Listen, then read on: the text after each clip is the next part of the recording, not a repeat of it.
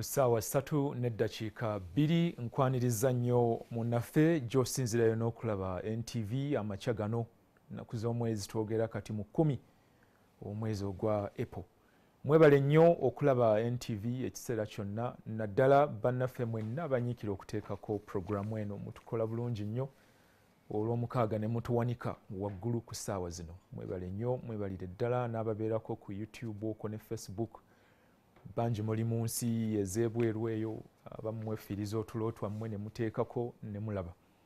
E Kampala we tusinziira ku Serena Conference Center ebintu bitambula bulungi. Tewali kabonero kalaga nti omusana gunaayaka nnyo oba enkuba eneetonnya. Tuli awo mu kiddedde naye nga weetuli mpola mpola. Nsuubira naawe gy'oli eyo bitambula bulungi. Biba tebitambula bulungi, Katonda akuteremu obwangu. Manye ebizibu bibeera bingi, bizibu tebiggwaayo, obeera omaliriza kino ekirala ne kiyingirawo. Y'embeera mwe tutambulira, bwe bulamu obwa bulijjo.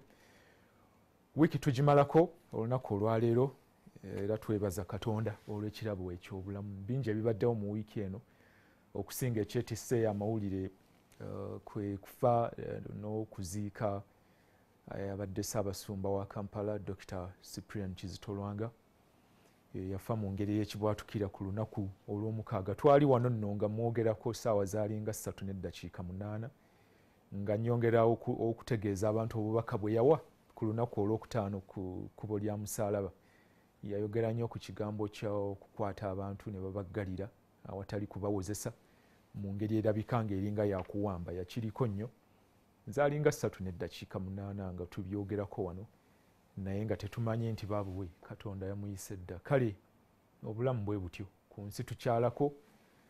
Katonda bw'akuwa ekiseera kyakuwadde ng'okyebaza. Giba myaka 2, 10, 5, 6, 100. Omulangira w'e Bungereza, the Duke of Edinburgh, Philip, okukiteeka mu lulimi olwangu bba wa Nnaabakyala, bba wa Queen, naye yavudde mu bulamu olunaku olwajjo ng'abuzaayo oba myezi ng'ebiri okuweza emyaka 10. So byebiriwo ebyo byebimu ku bibaddewo mu wiiki eno. Ekirala ekitambula mu wiiki eno era kyenzikiriza nti ne mu wiiki ejja kutuusa mu mwezi ogw'omukaaga awo emboozi eno ejja kubeerawo nnyo. Kigambo kya misolo emipya gavumenti gyetegeka okuleeta ku bintu eby'enjawulo, okugezaako minisita agamba okugezaako okulaba nga babbulula ebyenfuna by'eggwanga lino. Batutegeeza nti COVID-19 akosezza kinene ebyenfuna, si mu Uganda wokka naye n'ensi yonna. N'ate bwe kyatuuka ku zino ensi enjavu ng'eyaffe eno n'atukolera ddala bubi. Abantu emirimu mingi gyaggalwawo, ebintu bingi ne bikyankalana. Ne ssente tewaliiwo, ssente ziri awo zimanyiddwa nti zaateekebwawo eziyinza okuyamba abantu. Ze tumanyi zaateekebwa mu banka ey'okwekulaakulanya, naye siyinza kubuulira nti bantu bameka abalina obusobozi okugendayo okuzeewola. So ne tubeera awo abantu bangi ne basigala kweyiiya ng'enjogera y'ennaku zino bw'eri. So mu mbeera ey'okweyiiya eyo ne gavumenti mweyagala okuyitira erabe nga eyongera ku kasente keekuŋŋaanya etambuze emirimu kye bayita fiscal needs mu lulimi olw'ebyenfuna, emirimu gya gavumenti egyo egyetaaga essente eziva mu musolo. Kaakati wiiki eno tubadde twogera nnyo ku musolo gwa mirundi nga 6-7 gavumenti gwetegeka okuleeta. Gusse ku bintu ebitali bimu. Tugenda kuba tubiraba mu maaso awo ng'okubaganya ebirowoozo kutandise, nga twebuuza abantu bakyasobola okuwa omusolo guno nga gulinga omungi. Yo gavumenti ekola etya bw'eba teesobola okuŋŋaanya ssente mu bantu? Tukyayinza okwewoola kuba amabanja we twogerera gali mu triliyoni kati ezisoba mu 50 ssente ezibangibwa Uganda. Nawulidde ne minisita wa finance Matia Kasaija omulundi ogwasoose gwe namuwulidde ng'agamba nti ekyokwewoola kino kirabika kituuse we kirina okukoma, kubanga abaana n'abazzukulu bagenda kutawaana nnyo olwa ssente zino ze twewola. Jjukira eyakuwola ye takusaasira, asigala ezizakyazaagala, magoba ago agaagala, ne kye bayita principal aba ayagala osasula omaleyo. So Uganda eneesobola. We twogerera enkya ku lwa Sande zijja kuba ennaku z'omwezi 11. Uganda, Tanzania ne Total kisuubirwa bagenda kuteeka omukono ku ndagaano gye tuzze tubabuulira okuva emyaka egiyise gye bayita Final Investment Decision FID. Endagaano eyo bamala okugiteekako emikono, amawanga gano agakwatibwako ku nsonga y'amafuta agali mu Uganda. Jjukira mu Tanzania mwe mugenda okuyita omuddumu, kati endagaano eno olugiteekako omukono bepa nga Total etandika okuzimba omuddumu ogwo. Kinaasoboka mabegako twabadde tuwulira nti banka ezimu ez'ebyobusuubuzi commercial banks ennene zatta ku bigere ku nsonga eno nga ziringa ezibuusabuusa ku ky'okuteeka ssente mu projekiti eno. Total eneegikwasaganya yokka, tulinze kulaba endagaano eno bw'eneeba eteekeddwako emikono olunaku olw'enkya nga bwe tusuubira. Era bw'eteekebwako emikono ebeera esumuludde ebyenfuna ebyenkanankana n'obuwumbi bwa $15 kutwalira awamu nga 15. Naye bingi ebibuuzo ebiriwo, abamu balina essuubi, abalala babuusabuusa ng'era bw'omanya, abalala bagamba lwaki amafuta gano tegalongoosebwa mu Uganda okusinga okugatwala ettanga ku mwalo ne balongooseza eyo, so nga wano twandifunyemu n'ebirala kye bayita by products nabyo ne bivaamu ssente. Naye mboozi muzze mugiwulira nga bagamba nti kyangu kiri kiipa okugatwala eri okusinga okuzimba refinery. Weewaawo kyemanyi nti ne Uganda National Oil Company eteekateeka okukola refinery ntonotono mu bitundu eby'empigi awo abasula mu mpigi, ekifo ekyo mukimanyi, bayina okubasuubira okuba nga balongoosezaawo ku mafuta ge tugenda okuba nga tukozesaako ono local consumption. We tuli awo bye bigambo ebyo byanfuna bye tugenda okubeerako olunaku olwaleero. Kanzije nkubuulire abagenda okubeerawo mu studio.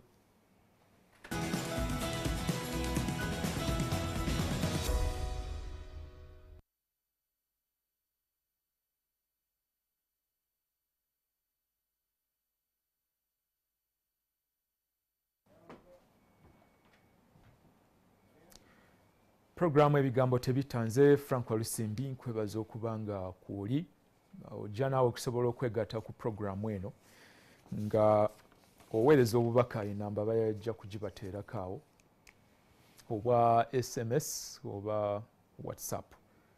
Nja kusobola okusoma obumu ku bubaka obunaaba buweerezeddwa. Kaakati olunaku olwaleero twegattiddwako Regina Navuga.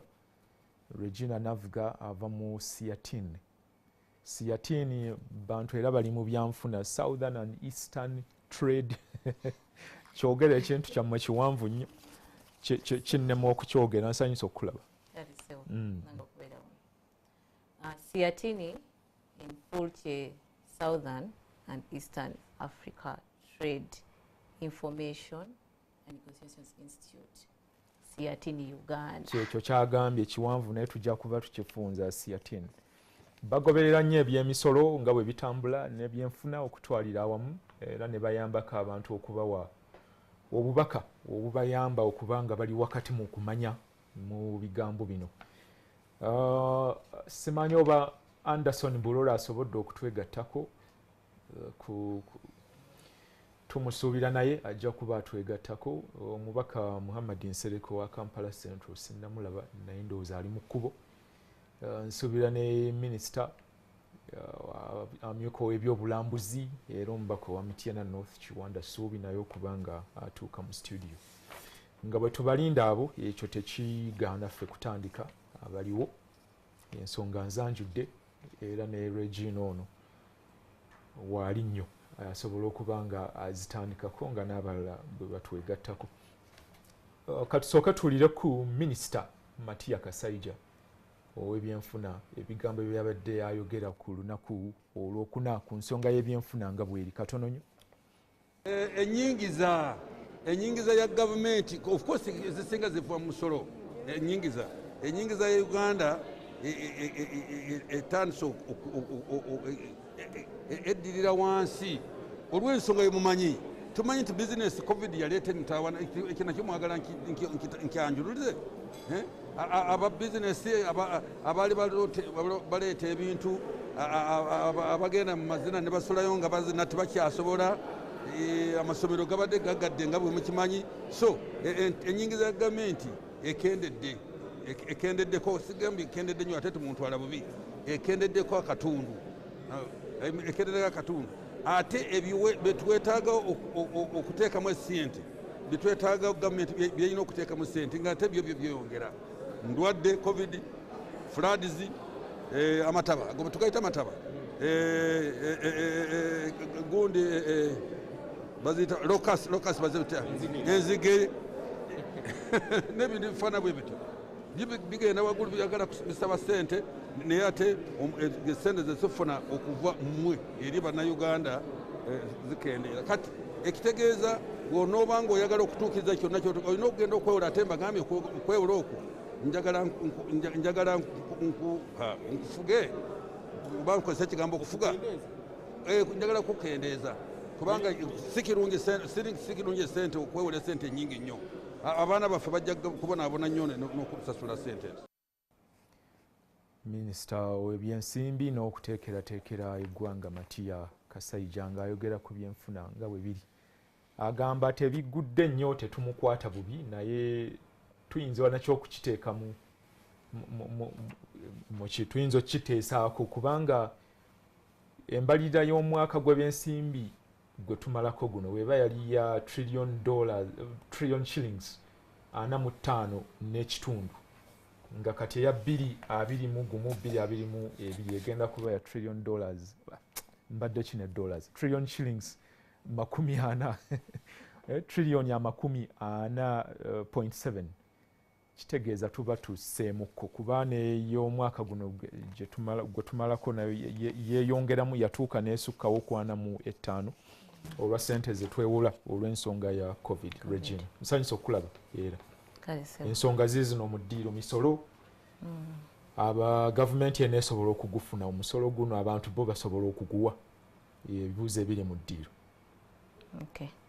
asina kwogera nnyo ku by'omusolo njagala nange okuwongera eddoboozi ku kyogambye okusaasira bannayuganda bonna okuviirwako Ssaabasumba nti era tugamba nti Mukama amuwa ekyumulo ekitaggwaawo amiina kati ku by'omusolo ffe ng'abannakyewa ekitongole kyenvaamu ekya CRTN Uganda era tulumu tukola ne bannaffe mu Taxi Alliance Uganda ffe twagala nnyo abantu bawa omusolo tikirungi nnyo abantu buli omu okusasula omusolo obeera citizen mutuufu exactly era ne muli fuutufuuti abamu bajja kugamba nti ye price gy'osasula okufuna civilization oba civil society a fair share exactly buli wootuka ku mutindo omulala yes olina okulaba nti olinawo kasente ate sente zirina kuva munda mu ggwanga ngati nga bw'ogambye nti era ne minisita bw'agambye nti tulina amabanja mangi lwaki tetutunuulira mu Uganda sente tuzijjeewa nti it's long term it's more sustainable okufuna omusolo tetujja kustopinga kugamba abantu kusasula musolo naye balina okulaba nti waliwo fairness mu ngeri gye gugerekebwamu nti alina ekingi asasule omusolo mungiko n'omuntu atalina asasule mutono buli omu ku nnyingiza ye si ku consumption eyo giri mainly indirect kati ffe tugoberera nnyo era tu advocating for progressive taxation asinga okufuna asasule percentage nnyingiko era ne government sente bwezifuna erabe nti eteekawo enguudo ennungi that balancing act ideally naye I think obuzibu businga kuva nti government sente bwezifuna ezijja kuki source era kati kilinkinganga bwe tugambye nti kati Ministry of Finance etudde egamba omusolo tugenda gujjawa sources at the end of the day kati we balagamba nti sources zino ezimu nga bwengambye nti ezimu zibeera unfair awe wajjawo buki obuzibu naye ideally senga gavumenti evaayo negamba nti ngambe pay as you earn lero okiwulira pay as you earn awaliwo fairness sasula nga bw'ofuna wadde percentage nayo ekyaliko ebibuuzo bingi. Exactly. Tusobola gidebatinga ku nti threshold yemala emitwalo 23,500 ezo ziri ffe batwongereyo ku mitwalo 5 ideally. Kati government bwegamba nti sources zino ziri unfair, omuntu wa wansi ajja kugamba nze nga nyigirizibwa nnyo, ate ye oli afuna ssente nnyingi temumugjeeko ssente, temumugjeeko musolo, n'owesanga nti government ssente zerina ntono nnyo compared to the potential. Kubanga ffe tumanyi nti no sources nnyingi naye government etunulira sources entono nnyo olumu, oba etunulira weesinga okujja taxes amangu. So instead of going in for direct taxes, jaka government yagenda nnyo for indirect taxes ate ezikoze omuntu wa wansi. Kati nga gwe waluse mingambe nti omwezi ofuna emitwalo 10, nfuna 5, omunnyo bwe tunagenda mu katale gwafuna emitwalo 10 ogenda kugula sente mmeka? 2. Nanga afuna 5 nawe 2. Awaliwo fairness. Byebyo ebintu bye tuli mu kubaganyako ebirowoozo mu Uganda. Naye mu kulaba kwammwe yes fairness, naye nze ndaba ng'omusolo mu Uganda gufuuse gwa mpawa atalikaaba, for lack of a better word. Oba ofuna kingi oba ofuna kitono, ndabanga ffenna abali mu kisero kyekimu tunyigirizibwa kyenkanyi. Situjja gamba kyenkanyi. Njagala kuddayo okugamba nti kubanga Uganda omugagga n'atali bonna obawulira okukaaba kwe kumu. Omugagga anaatera okuggalawo bizinesi gwe twayitanga omugagga. Naddala bino ebiseera bya covid bino bye tuvuddemu, olabye bizinesi nga zitagala. So be twalowoozanga nti bayina nabo bagamba ebintu biganye, gavumenti etulemesezza olw'engeri gyegereka. I think broadly buli omu alina osasula omusolo. Kyogambye mpawo atalikaaba nti ogusasula paka bw'okola ki? Bw'ofa. Ekyo tulina okikkiriza. Naye tulina okuddayo okugamba nti omugagga bw'aba akaaba ye fair share gy'alina osasula. Tyosanga nti olumu bafuna beewola n'ogamba nti okay nina okuzzayo akasente wa mu bbanka ku interest rate exactly eyeewuunyisa nti olw'obunene bwayo. Tetulina kutunuulira misolo gyokka naye tulina okutunuulira holistic approach.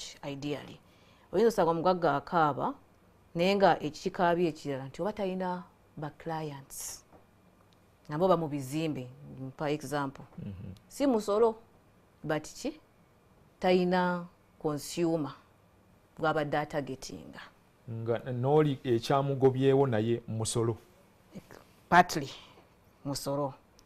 N'ekirala nti nze nnyinza okukaaba ngamba nti bizinesi zange ekoze ki tezikyatambula, sikyafuna bantu ba customers. Naye ne fairness gye tutuniramu nti sources zino gavumenti zeri mu gamba zijjako emisolo ze nyini zokka ziweddeyo ideally nga tonawagamba nti ogenda ku OTT. Omuntu omulala ogenze n'omuggyako omusolo, tugambye ba multinational companies abajja wano mu Uganda mu omubajjeko fair share 30% eyo corporate tax bagisasula.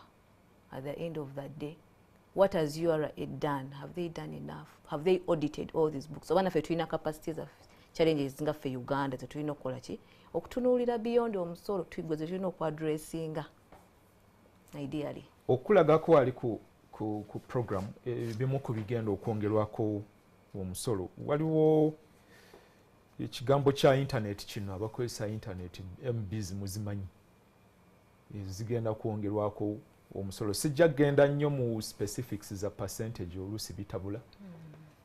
Kaakati ojjukira omusolo ogwa OTT ogwo gwaliko ebigambo ebingi. Balabye nga ogukuŋŋaanya kigenda kubeera kizibu.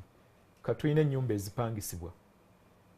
Balina nakyo bwe bakibala n'oba ng'owa omusolo ku buli nnyumba epangisibwa. Si property yonna as a whole naye buli unit eriko epangisibwa. Osobola obutwala mu maaso Mwami Sebakijje. Internet, kulaza ennyumba ezipangisibwa obwannannyini ku mmotoka, taba atwalibwa ebweru zaabu omulongoose n'atali ennuuni y'empuuta very controversial bajaagalako emitwalo 7 buli kiro. Waliwo eŋŋano byebimu ku bigenda okwongerwako gavumenti byeteesa byongerweko. Waliwo omwenge gwennyini nga bwe tugumanyi, naye waliwo n'ebyokunywa ebirala ebifaananamu omwenge naye nga si mwenge gwa ddala, bitera okubaamu ekintu ekyo kye bayita yeast. Mubimanyi abanywa ebintu ebyo mu zi supermarket saagala kubyogera mannya wano naye mwebiri ebifaananako omwenge. So ennyumba ezipangisibwa obwannannyini ku mmotoka, kino wiiki eno gye tuyiseemu ndabye aba Uganda Manufacturers Association nga bagaba nange kino ng'ate kisusse n'emmotoka ezitambuza ebyamaguzi nazo bwe zinaatandika okuwa ssente zino tuba tukyakola. But that aside, even n'omuntu wa bulijjo osasudde omusolo, of course kubaako import tax ku mmotoka eno ereeteddwa okutuuka mu bondi, waliwo ogijje, waliwo okugikyusa, obwo oba ogikyusa waliwo ssente ezisasulwa. Kaakati n'obwannannyini proposal ya mitwalo 2 ebirala details zino bansereko bye babeera mu parliament baba babimanyi okutusingako. Taba atwalibwa ndowooza bagamba leaf tobacco ebikoola si bwe kiri. Ennuuni y'empuuta mitwalo 7. Nawulidde ekibiina ekitaba abavubi nga beebuuza ebibuuzo bingi ku nsonga. Nekisooka, akatale k'ennuuni kalinganga black market. Toyinza kumanya ani ddala ali mu bizinensi eno. Tekali formal. It's not formal. Bw'oteekako emitwalo 7, nawulidde beebuuza nti kati kiro y'ennuuni weba ya miliyoni 2 nosaako emitwalo 7, omwezi ogujja n'egwa nedda ku mitwalo 25 oba 2, what happens? Omusolo oddayo mu parliament no ababaka ne bakubaganya buto ebirowoozo kwegamba by'ebyomwenge gwo abagunywa baabuwe muli ba culprit kuba buli budget esomwa bagwongerako ssente owulidde. So byebimu ku bintu ebyo abantu bye badde bakubaganyako ebirowoozo mu wiiki eno. Mbaka Nsereko Ssebo owebala okutwegattako ebigambo osanze tuli ku byanfuna twogera ku budget ey'omwaka guno ba presentinga trillioni 4.7 ogujja gutandika mu July ow'omwaka guno nga tuwanuka okuva ku 45.5 ezayisibwa. Weewaawo ate zeeyongera mujjukira ebbanja lye twafuna mu IMF lyali lya $1 million zaali 491 olw'ensonga ya COVID era ne tumaliriza nga tezimaze. Baazituwa wansi wa nteekateeka eyali gye bayita batya aba IMF bagiyita rapid credit facility. Gijjukira awo ssente ezo zaaliko ebibuuzo bingi nga tuzikubaganyako ebirowoozo wano. So we tuli awo mu parliament munaabiyisa bino. Abatuwuliriza n'abatulaba mwenna yonna gye muli wano ku NTV programu yaffe eŋŋanzi ebigambo tebitta, mbalamusizza nnyo nembeebaza gye mwetuusaako mu linnya lya Mukama Katonda ow'ekisa ekingi. Nyongera okwebaza abateesiteesi n'okuleeta omulamwa guno. Bwana Walusimbi, kino ky'ekintu kye bayita obukulembeze kati leadership. Anti tugenda mu bululu abantu ne banyumya ebintu ebitategeerekeka. Kati mu abali abatuwuliriza n'abatulaba wano weewali ekinyusi yani gwe walonda wekiviirayo ku bwa pulezidenti ku bwa MP awo kuba abantu tebamanyi, tetubangulwangako mu kusomesa bantu kiki kye bayita bukulembeze. Kyova olaba nti wano tubeera mu issue ziri best. Nzijukira wano era twalinga wano mukalu neganze kyekinkwatako kibiina ki muntu kya belonginga tu ekinkwatako mu mutwe gwe mulimu ki? Kati ensonga z'obwongo zituuse either oli ku ludda lw'abategeera olwoba abatategeera. Wano tewaliwo hafu. There is no two way about it. Ekibiina kyonna gy'ogwa oli ku ludda lw'abategeera olwoba abatategeera. Mbeera y'abantu eriwo. Kyekiri kye naligamba nti nze njagala nnyo omuntu ow'omugaso okusinga ekibiina kikyaba avuddemu. Omugaso gwe muganyulwamu. Kati kino tulinga musawo muyingira theatre either amanyi okubaaga omuntu oba takola ki. Tomubuuza wasomera bukalasa kabukunge oba gundi bakuleese oli ku lusaniya ku mmeeza. Teri kugezesa. Teri kugezesa. Abagwalawo abaffe mwenna mbadde mbeera wano enfunda nnyingi nga ŋŋamba omuntu yenna eyakweka omuddugavu enkulaakulana yamukweka kumanya. Kyova olaba nti abazungu abaawo ye ng'abuuza kimu tamubuulira nti oli wa pate ki, ye abuuza kimu tax policy ye eri ki. N'atuula n'awuliriza. Mu bino byonna byalonda kino kye kimukwatako. Akiwuliriza nnyo. Naga nze ndi businessman agambye eki naye wano mutuuka ne muyita mu campaigns zonna nga teri abuuza ku musolo. Teri abuuza mwami Museveni musolo okigwaleeta na musolo okigwajjawo. Byakoma mu campaign ya 2001. Kyekiraga nti campaign zaffe zigenze zibeera za kiboggwe buli kaseera. You reap what you sow. Kyosiga kyokungula. Buli bwe tubeera nga mu byobufuzi tusigamu mediocracy era bino byennyini bye tukungula. Mediocracy ekibogwe. Ebyo byennyini nti tugenda ne tutula mu parliament luli 2020 twali wano ngambaga during covid period nembaga abasebo ne banyabo omusajja aggalawo ikonomi yaffe naye tugenda kubonaabona ffenna. Byabufuzi bansereka abo byabufuzi omanye ebyobufuzi kakati wallahi Mungu abaleetedde ekigezo ekisinga kyonna. Mpita wansi eyo nga amaduuka amaggale twalinga wano ne Walusimbi nga bwe tubyogerako bagabo byabufuzi era president ng'ayanukula. You see these politicians babeera eyo ne bayogera ebintu ye nga yejjamu yesi munnabyabufuzi olwo. Kakati olwaleero president yali ega economy ne minister affe yagenda n'aga nti economy yaffe yagiyita atya take off. Kati swi efuuse zwi nose dive. Yali swi efuuse alaajanye naye nti emisolo tegikola. Osanze yayogedde wano agamba bikola si bulungi nnyo temumutwala bubi nti bigudde naye si birungi. Era sife tetwagala egwe. Naffe ebigambo bye twali twogera nagamba nti obutafaananako mawanga malala tunuulira amawulire ne level ya debate ebibeera mu Uganda n'ebibeera ewalala. Bannaffe okuva covid lwe yabaawo abamu baasuspending okulonda ne bagaa tulina okulwanirira economy ebeewo. After economic recovery we shall go back to elections. Ffe ne tuyingira mu kalulu akatategeerekeka n'ebyavuddemu mwenna mwabiraba. Abantu bafudde, emaali yaabwe eweddewo, buli kimu kiri ku bikukujju. Omugenzi Lwangake yali agamba tukongeze ate n'avumwa ne bamuvuma nnyo. Ne bamuvuma omusajja ne bamutuukira n'omukonjera ekigambo nti alina gwayagala okuwa obutwa n'agenda katuuti. Ate ne bavaayo ne beefuula nti bo be bantu abalungi kati mu kiseera kino. You insulted the man. Olw'amazima ge yali ayogera n'olw'ebirowoozo bye. When you live in a world where they insult someone because of their opinions, nsi ki gye tulimu? Kakati ne bano babategeera nti abantu abasinga tebategeera era tebabikkula genda mu kusoma. Gavumenti eno for the past 5 years yakayambusa emisolo gy'otalabangako egiri unprecedented. Naye olw'okuba bakimanyi nti ono tasoma eyali agula eccupa ya mineral water mu mwaka gwa 2000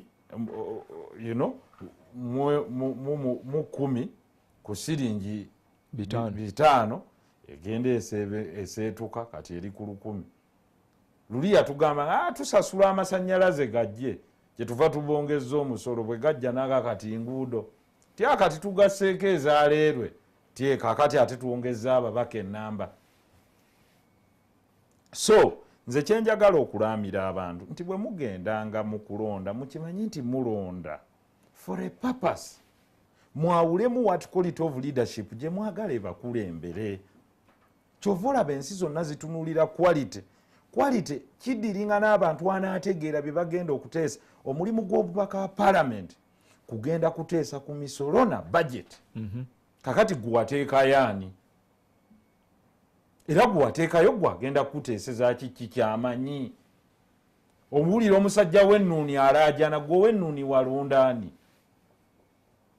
yes ffenna bwe bamala otulonda ewamu nga tukuŋŋaanira mu paalamenti nga tuteeseza abantu naye gavumenti twabaga gavumenti etalina kyesuubula ejja kubasuubula mmwe bennyini kakati gavumenti eyonsa abantu amata gaweddemu kati eyonka musaayi ekama musaayi egenda bakama paka ku busomyo waayi bannaffe bwe bajja mu bukulembeze baatunda buli kyaliwo ebimu ne babyeguza leerwe neegwa ennyonyi bakagizza twabagamba mu paalamenti nze ndi ku record ne bagamba temuleeta passenger planes muleete za kago kuba obuzibu ffe wano bwe tuyina bwakutransportinga bwa flight kufulumya bintu byaffe ensi zonna zituseere ziina kago planes gavumenti egamba kati mutambula nnyo ate kakati issue teyali kumutambula nnyo east african carriers abasobolera Dubai China wawa already in the first one year yakakola losses meka otegedde Kenya Airways ekola losses otegedde nti Rwanda Air ekola losses naye nga ate profitability yaffe nga landlocked country eri mu cargo.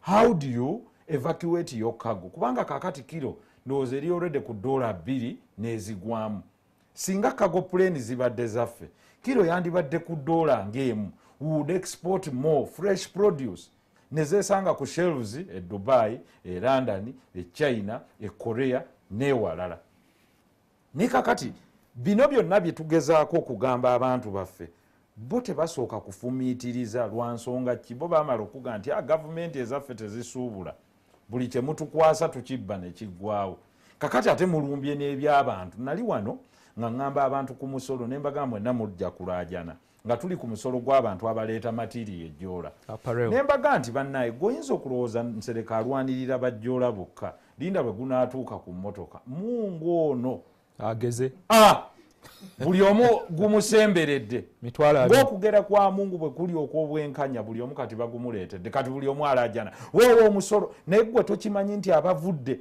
mu bizinensi mu downtown abasajja abaasuubulanga n'aleeta wano konteyina emu kati bazigabana grouping ababadde nali wali mu parliament nga you see this is not the issue for people ne mbagamba omuntu abadde mu covid abadde ne looni bamwongeza omusolo konteyina ebadde etuukira ku $1,200,000 eri mu $5,700,000 within 3 months olw'okuba munnayuganda ye taleeta jjoola olwo nga tegumuluma naye ate omuddugavu olumu abatategeera owejjoola aseera gwe ayambala oluki olugoye so bwe baba baseera owejjoola lwana nnyo kubanga buli bwe bamuseera ng'akendeeza abatunzi babadde atunzisa ku kyalaani mwe muli muganda wo ng'akendeeza amapeesa g'abadde aleeta waliwo ow'amapeesa olwo avaamu waliwo owawuza avaamu waliwo omukomoza avaamu kakati olw'okuba buli omu wano ayina emmotoka kwe kulaajana woowe naffe ku mmotoka batuuse naye mwaliwo ng'ambaga nti n'abejjoola babatwala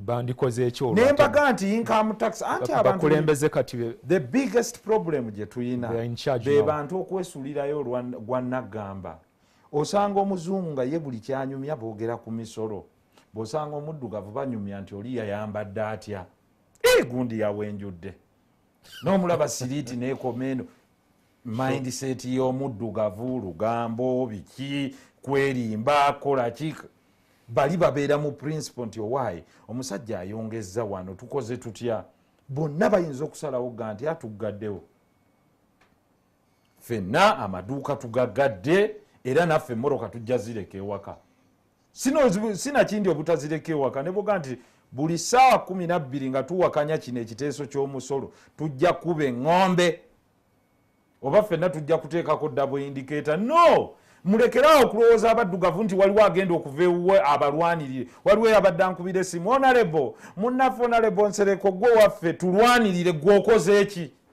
gwoli mu parliament kati nwane ki twali mutogikwatako ne tubalinda bawoza kimu onalebo mulwanye nnyo naye tubadde wali nga tubalaba ayeyeyo omusajja akasuso ekikondo bo balabamu nga firimu eno bakuba omuntu omutayimbwa oliaga omulabe bwagwewomye olaba bweringa firimu olaba bwakoze ati olaba bwagize ati nogamba subhanallah n'omuntu agezaako okulwanirira omudduga akisooka abantu baffe beerabize nnyo very forgetful in that bakola n'omuntu alina moral to fight okumuluuzinga kubanga bw'otuuka ku judgment day oliga obadde olwanira nga ganayewa nti ebyo tubitegedde mubadde mulwana onalevu nti naye ezange ziriwo what nti ebyo byonna tubitegedde ow'ekitiibwa mubadde eri mulwana ku misolo paku zange osanga abasajja batudde awo ku mweso tutemere kyotutemera tuweewana emitwalo 2 naffe tubeewo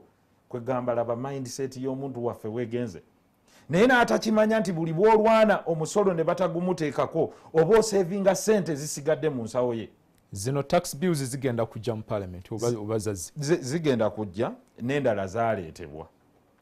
Ezaaleetebwa kyekiri kyembadde nkuga nti tezitandise leero.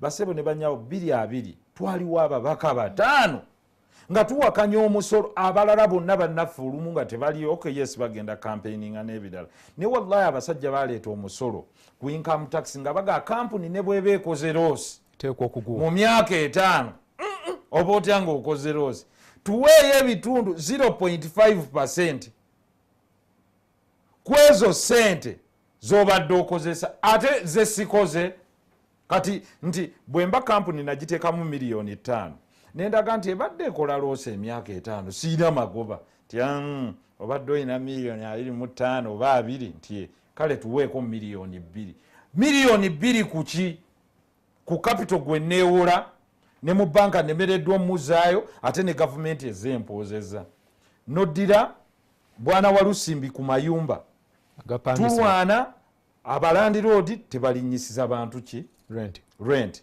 gavumenti ejja ate eyongeza rental income tax eringa efumita muffe ekiso nti at the end of the day omusajja bw'aba agula seminti yeesasulira omusolo bw'aba akyusa ekyapa ne yeesasulira omusolo kasente ka pensioni kasigaza kokka naga kanzimbemu ennyumba z'abapangisa nsobole okuwangaalira wano n'omuga kakati sooka owe property tax ogwo gwa gavumenti ya bitundu naye bwe bagukuŋŋaanya bonna ate baguweereza central government ne batemerako oluvannyuma kati tegukyali gwabwe bo kati nabo bafuuka abakuŋŋaanya nga boga nti MTN ebadde kuŋŋaanyiza OTT nemuweereza ki kati gwe n'oga nti MTN yebadde esinga okuwa omusolo no Walusimbi yabadde awo omusolo ono ye akuŋŋaanya bukuŋŋaanya kakati noono landlord omuddidde omuggisaako property rate nga bwaguteeka ku muntu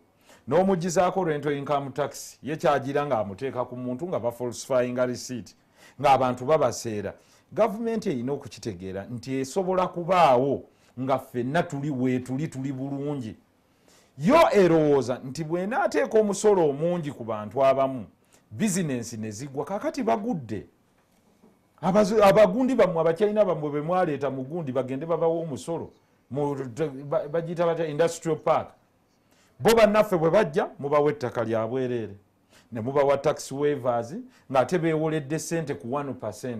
Munnayuganda n'akwata ettaka lye n'alisinga mu banka ne bamuwola over 28% nga kwe bamuwoledde ku ezo ze bamuwoze ne mumuggyako withholding tax olwo gavumenti gwogwe guggyeko munnayuganda abatannasuubulanga ebintu abireese gavumenti nemuggyako withholding tax nemuggyako VAT n'omubuuza value ki gy'oyongeddeko naye kuggyeko VAT ne withholding so for any import otandika gavumenti ya Uganda ku sente ze weewoze mu banka ogiwaddeko ebitundu 3 ku buli 100 zisigaddeyo ku bye wasuubudde ate nemala negamba nti tulina leerwe gye tuzimba bassebo ne bannyabo leerwe eno bagizimba ne bakuggyako eyo sente za leerwe 1.5% bagijja kwani ku buli ayingiza ekintu wano 1.5% sente twaziring fencing nga za kuzimba leerwe batulage ministry ya finance account ya leerwe eriko sente mmeka standard gauge mubadde muzisasula kakati kyekiri kyegambye nti omuntu yenna ayagala okufuga omuddugavu mukweke kumanya Regina bano abakulu mu gavumenti bwe baba bagenda okuteesa emisolo gino gye banaatuteekako do you engage mwogerako nabo mu meetinga muyina amagezi ge mubawa nga civil society Kwanga badde nina Obadde kwogera oyagala kukola reaction ku bya Nsereko. Okay. Ku bya Nsereko nti ebisinga byayogedde bituufu naye abantu abamu tebabimanyi nti waba toyina information toyinza kukimanya. You can't get. Tosobola na standing up n'ogamba Ministry of Finance oba Parliament nkino mwakikola ki mwakiisa kati nga kino ekya ring facing rally 1.5%. Bangi tebagimanyi. Eyo levy. Kati seka tugamba nti guno omusolo n'abantu bali badde babagambye nti musasule omwaka gumu annual fee tuteekewo ki lwere omwaka mu ne bagirabako sikulimba oguddako basasula bali willing naye kati omuntu agamba sente zigenda kukola ki nezaleerwe tebaziraba exactly naye kati nekya carried forward losses njagala okwawukanako naawe nti waliwo companies ezikola losses genuinely making losses naye ate nemwezo mulimu ezeerimbikamu nga bo bacyanga ebitabo kati abo tuyina ba addressing batya URA kole audit kamale okumala URA kole audit when government you can carry forward losses for 20 years naye okyali mu business abeerimbikamu mu kunoonyereza then you don't presume you see uctus nomufaace reminis mensrea nti ekintu kyonna tosobola kikola okujjako ng'olina ekigendererwa and the only one that can prove you beyond reasonable doubt is either a tribunal or a court of law. So I can't presume nti olina kyokwese kyekiri kyegga nti etteeka liri blanket etteeka bwe twalireeta we agreed with you there are big companies that declare losses always however tosobola kuleeta blanket law egamba nti buli eyakola loosi n'azikaalinga forward sasula bwoti obwo buvunaanyizibwa bwa URA ekitegeeza nti URA auditors bwe baba tebakoze mulimu gwabwe toddira musango gubinika ono kibanga bwe nagamba nti buli munnayuganda nti ataalidde emmere nti awanikibwe olina gase munnaye saalidde emmere si nti saagala kulya naye munnange mukyenda mulimu guno anti mwenna muwanikibwe kubanga waliwo n'abajja wano ne balimba ojjukira nga baga nti mwenna abaana tusanze kiraasi eyogera ti mwenna enogamba naye tija nze mbadde nsoma kitabo kyange nze awo tonkuba era nali nkuga nedda ssebo era waliwo olumu twali ku ssomero eyo omusomesa najja agamba nti pepe eno eya history mwakoze bubi kiraasi yonna ngenda gikuba ne mugaa ssebo mukama nga nnyina 9 nagaa mwenna wano namugaa tosobola era be nasoma na ekawempe bwe baba kijjukira namugaa tosobola kunkuba nze nafunye 9 kuba abafunye kuba abakubye 3 nze nyinaki anti mwenna mwana ne mugaa nze saabaddemu waabo therefore okuleeta blanket sigaana kiri it is the role ekolero Uganda eina 51% shares mu kolero lya Skolo Erugazi Sugar Corporation of Uganda mpozi nga shares bazitunda of recent naye njagala nkubuulire bulijjo bajja declaring anti bakola ki losses naye bano si be batagetinga omanyi gwe banoonya omuntu w'omu kikuubo era bagenda ne batuula nabo ne bano abalala batali ba mu kikuubo gwe bamaze okuggyako giri emisolo gyonna ne withholding ne bamala ne bamaga naye gwe income tax kyogamba toyingiza ate nno bwe bajja bati kyogamba Joanita toyingiza sente tye kale tuweeyo $5,000,000 nga bakubako siiru revolution zizonna mu nsi zaava ku misolo but you can carry Regina yes I think that is the unfairness between you two wetwatandikidde wali kati mbadde mbuuza nti mwe aba civil society siyatini ni taxi ani abalala alliance mutuulako n'aba finance bano era mwogera ki mboozi kijje munyumya process eno we engage in the process kuva last year batandika okufumba ebirowoozo fwe tugamba babeera mu kitchen you know nga bagamba tuna taxi nga kiprocess etandika around October August tutuula ne tulowooza ne tugenda ne mu bantu tugamba ne emisolo giveewa ne tukwata proposals zaffe kana akatabo kano kenkulaga kano ketukola kali mu proposals ne tuzipresentinga ku Ministry of Finance. But sometimes out of the many that you've proposed kubanga olumu tuba tulongoosa nti wano mwakola bubi OTT advocacy continues era n'omumono mwali muti OTT eno tetugifunyeemu mwagamba tumagala kufuna mu revenue of how much there is a figure but bwali buwumbi oba 14 exactly nti mobile money mufunamu sente ng'eggwanga naye omuntu wa wansi mwagala ku addressinga informal sector omuntu wa wansi akyabonaabona you know kati ebagenda nga batwalako ezimu enongooseza but we engage with Ministry of Finance nejo twabadde mu Parliament proposals zaffe ku zino tax bills ne tuzipresentinga ku Finance Committee but olumu sizona nti bazitwala on board olumu batugamba tulina okukola ki more research evidence ntukkiriza naye ezimu I think olumu ziba the issues underlying lwaki tebazitwala naye nga we engage with Ministry of Finance tunoonya omubaka Nsereko kubanga okuwa omusolo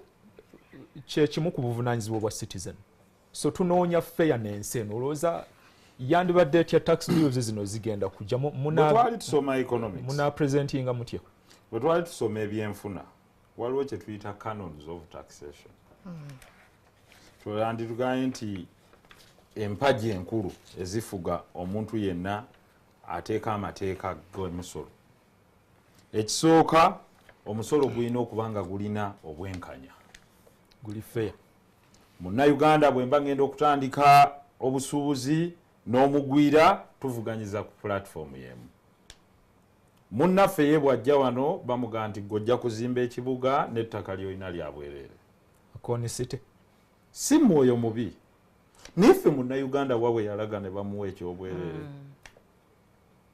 waliwoko emboozi wano ogijjukira ey'abainvesita abaafuna ettaka ashimoni togenda wala ne balitunda ne bafuluma ne bagenda omuwalabu bamuleeta n'afuna ettaka lya bwereere ne bamugana emisolo tojja kuweera mu myaka 10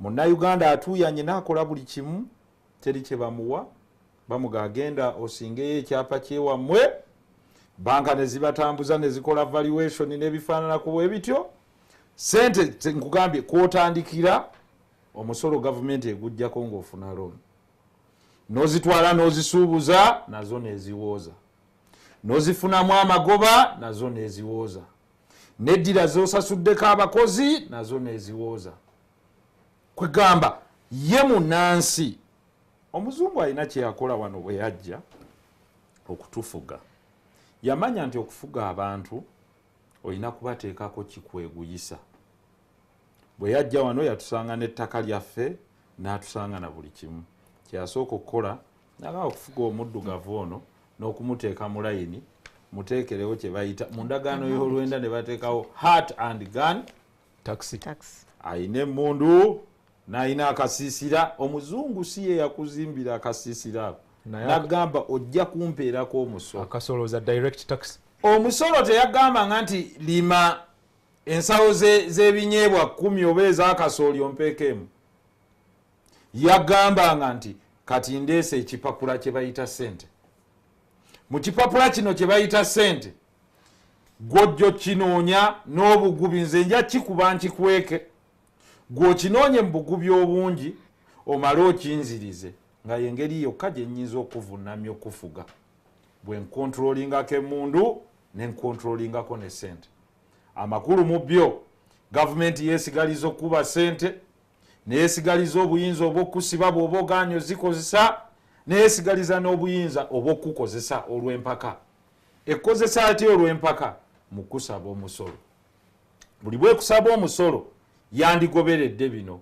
obwenkanya kuba kyekisimbira eggwanga ekyokubiri satanite omusolo gubeere satin n'akava mu covid ebintu byange byonna bifudde ogambye nti over 2.5 million people have lost jobs directly or indirectly buli company nearly laying off over 5 workers oddidde abaana abagenza okwekolera through innovation nga baddidde nti kati tukole virtual shops sikyasobola kupangisa dduuka ku Mutaasa Kafeero, oba tusasobola kupangisa dduuka wansi ewayanga, oba tusasobola kupangisa dduuka ku bizimbe bino ebiri mu kibuga kakati kaŋŋende nkola omukutu gwange Regina wanansanga ne muga ntunde engatta enkadde kubanga owina atulemye bamwokyezza wetuvudde tuzze ku bizimbe babisedde n'omusolo mungi endiboota y'engatto ngisuubula ku $1,000,000 kapito wange wa $1,000,000 kitegeeza nsobola bitundira online Regina alina okuba nga alina accessibility ku internet nange okuntuukako bw'anajjanga nangulako sente zanansasuza siru mobile money ogenda kusigala ng'ofuna sente so kyenkugambye nti tuteekwa okubangula obwongo bwaffe okufuna abantu abafumiitiriza mu byenfuna ng'ate basobola n'obbigatta the multiple transactions ze bakozesa America teyeetaaga kuteeka musolo ku internet naye buli bw'okozesa visa card n'otransactinga n'oga nti olina ekintu ky'ogula mu New York nga bagga nti kuliko omusolo gwaffe wano nga nabo basalako ka 0 point papapa gavumenti ng'ekatwala naye yo tekugaana mediamu eno ekutuusa wali tegigaana. Ekirala kyegambye ku satanite kyekiri kye naggaye nti omuntu akyali mu covid rent amulemye rugundishi ebintu bye babisibidde n'oyinyisa container okuva ku $1,010,000 paka ku $5,000,000 olw'okuba oyagala okuprotectinga abamu abannayitiiro masiki bwe zijja bw'oziwa abannayitiiro uniformu z'amagye bemuziwa bino byonna bye mubawa ate n'oddira n'abalala bannansi n'obasiba emikono gwe oyimirizeewo banno eddakiika 6 ali ku NTV ezibulayo kukwera essaawa 4 tugenda kukomawo otandikiraawo tusuubira Anderson Bulora okutwegattako ataataaganyemuko minisita Kiwanda Ssuubi simanyi oba akyayinza okutuuka obudde ndaba bwewerekera naye nga tubasuubira okutwegattako ali ku programu ebigambo tebito ojja kusobola okutuweereza obubaka ku nnamba eyo gye bakulagaawo twongere kuwuliziganya naawe katukomewo katono oluvannyuma lw'obubaka buno abakulu abaliwo banaagenda mu maaso n'okuteesa.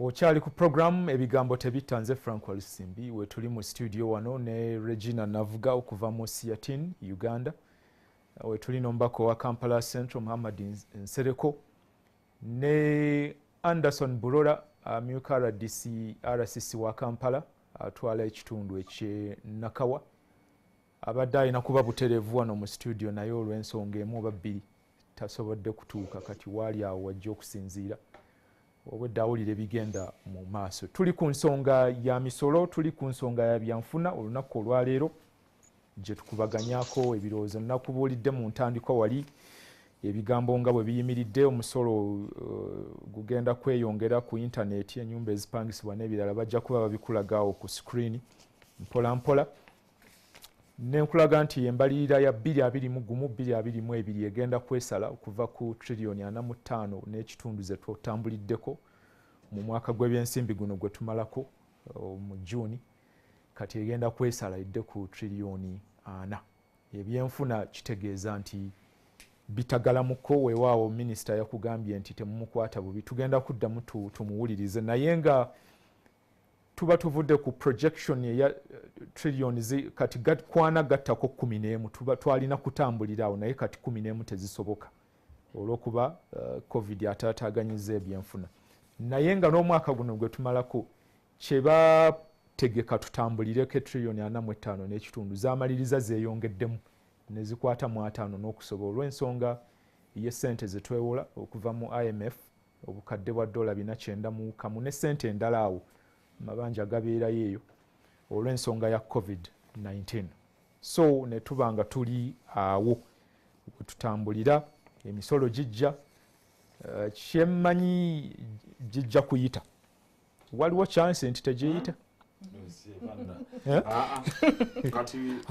chance weri jakuwa ekyokulabirako kigezezaako okwogera ne bannaffe naye nga bwe nagaya abalonzi kyemusiga kyemukungula bwe mwaleeta bwe mujja okubonerera nabo olulala bwe babagaa nti muleetanga abantu abakwalite muleete ngaabo omuntu anakulowoozaako nga teyeerowoozaako nga ye naye mu byo kyenjagala obbaga nga guno gwa road tax gukyalemeddeyo mu finance committee naye nammwe mugoberere ebintu bino bigenda nagoberera naye gwe bwogamu naye nsereko tubikulekedde gwe wekka nze nakiikirira Uganda yonna kubira omubaka mumubaweereza emmesegi baali babasaba obululu nga mubalaba mukubira omugaye ssebo va mu byokusaaga bino bye mwogerako omusolo naddala kati kanku example ku mmoroka tegujja kuyita naye akakodyo kano baakatandika dda abaali baagala okutesitinga ebidduka ebya roadworthiness abaafuna contract eyo mwanti bino ebintu temubiruka kuva wala kyebava baguteeka ne ku piki baguteeke ne ku mmotoka bakubakira eyo okuwa road license sokowa ate kiri kitongole kyabwe kyabwa nannyini baagala kiriiramu ssente kakati kyova olaba ensi erwana nnyo abayina okumanya ogwo nawulidde just ka information nga ababaka bangi nga si basanyufu kwogwo particularly kuba nabo gubakwatako naye n'omulala ogw'ennuuni y'empuuta kuba biru ya fisheries ekyatudde tenaba kuyita gw'empuuta nga tetunnayogera ku ebyo lwaki mukuba abantu ne mubattira ku nnyanja why let us first twabagamba muleete etteeka eriri holistic ku fishing whether fishing for sport or private or commercial fishing ekyo kitegeerekeke kubanga mu nsi zonna waliwo waters zotagenda bwoba toli mu commercial fishing oli ku private bwoba oli small scale fisher babeere registered bamanyike nti bano kampuni yange fulani vubira wano tugobera ku mwala erambu oba tukola bwetu naye okugenda nga mwasaayasa maato g'abantu olw'okuba waliwo abachina eri waliyo abachina ennuuni nabagamba efuna ssente empitirivu tuddamu tuwulirize ku minisita tulyoke tukomewo ennuuni efuna ssente empitirivu tewaliwo tabu naye eri mu billions of dollars era bino bye batugamba tuteekako omusolo lwaki tetubeerawo ne national fisheries company eya Uganda National Fisheries Company nga mwenna abakwata ennuuni ne muzifuna kuba mwale mubaterawo cooperatives abantu baffe nti mukutte empuuta ennuuni mugiguze gavumenti yekuwe price ebirala twala then emale exporting ennuuni eno tumanye nti Uganda National Fisheries Company eyingiza sente bweziti mu tilapia eweereza tani bweziti through cold gundi storage containers kubanga kati container ya tilapia ndowooza eri ku mitwalo ng'ena ejja dola ne kakati ani amanyi ababitambuza bwe tubanga tugamba nti fishing mining oil production lwaki mu oil production tulina Uganda National Oil Company Saturday wedde tewaliwo nalina n'omu ku bakulembeze abava mu bitundu ebiri ku nnyanja gye bavuba ennyo ne mubuuza ku by'ennuuni nangaleka eby'ennuuni tebyogerwa kubanga akimanyi kimukubya ennuuni mwenna mukimanyi gye bayita eyo blada eya gundi yekola gozi waya gwe batungisa wuzi ezo yekola ne outings za capital zetumira imagine Uganda naddala mu Lake Victoria yemu kuzisinga ennuuni ennungi.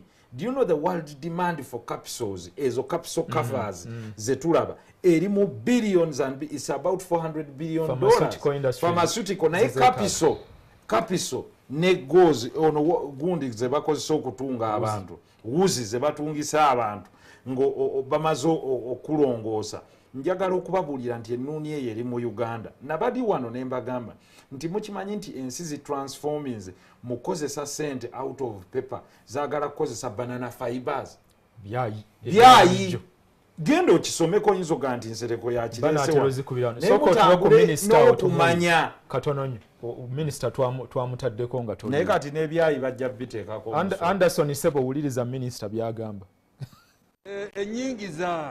enyingiza ya gavumenti of course zisinga ziva mu musolo enyingiza ya Uganda etandise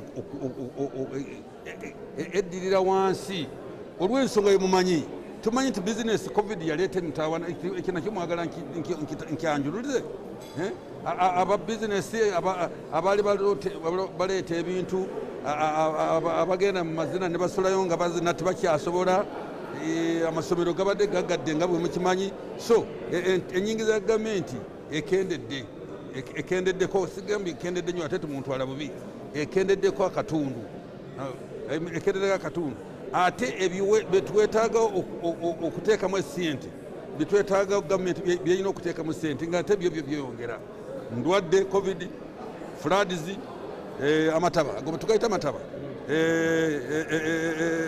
gundi baziyita locus bazita enzige n'ebintu bifaana bwe bityo bigenda waggulu byagala bisaba ssente naye ate ssente zezifuna okuva mmwe eri bannayuganda zikendeera kati ekitegeeza bw'onooba ng'oyagala okutuukiriza kyonna olina okugenda okwewola ate mbagambye okwewola okwo njagala nkufuge oba nkozesa ekigambo okufuga njagala kukendeeza kubanga sikirungi sente okwewola sente nyingi nnyo abaana baffe bajja kubonaabona nnyo n'okusasula sente ezo.